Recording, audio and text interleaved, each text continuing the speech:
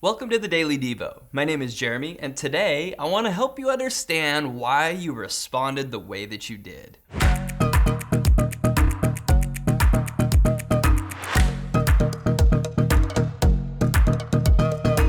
Have you ever responded to something in a way that surprised you? Maybe even in a way that when you look back at it, it might even be embarrassing. I know I have. Years ago, I completely lost it in my car. I had a pretty rough day and I was a little bit on edge. I remember it so clearly.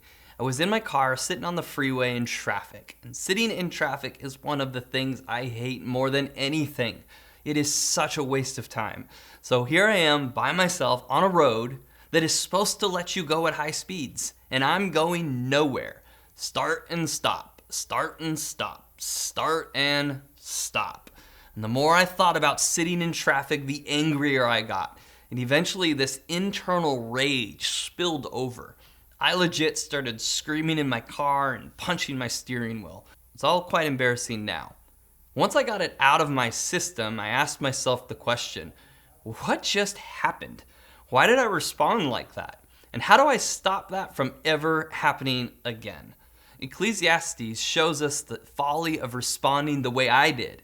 Let's read it together. It's in Ecclesiastes chapter 7. Verse 8 and 9. The verse says, "The end of a matter is better than its beginning, and patience is better than pride.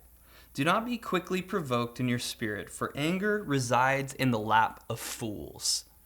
I was guilty of being provoked by traffic. Put me up as the poster child for not heeding the wisdom that was expressed in those verses. To anyone looking into my car, all they saw was a fool. But rather than repeat being a fool, I asked myself hard questions and asked the Lord to help me through that process. And through that process, I learned a lot about myself, and God did a work inside my heart. Verse 7 really showed me where I was missing it. Patience is better than pride. I was guilty of seeing myself and my time as more important than anyone else's. There were thousands of people waiting on that road, and I acted like I was the only one. And all these other people were just an obstacle. Whenever we view people as an obstacle, we get ourselves into a bad place. Ecclesiastes warns against being quickly provoked in our spirit, as anger resides in the lap of fools. This verse encourages us to take a moment to pause and reflect before reacting in anger. It reminds us that hasty and impulsive responses often result in regrettable consequences. Taking the time to examine the underlying causes of our anger, such as maybe unmet expectations, or unresolved conflicts, or personal insecurities, can help us gain clarity and wisdom in our response. It's challenging to do this in the moment, but had I asked myself why I was getting so worked up, it would have helped me not look like a dummy in the car. As Christians, we are called to exhibit self-control and strive for emotional maturity.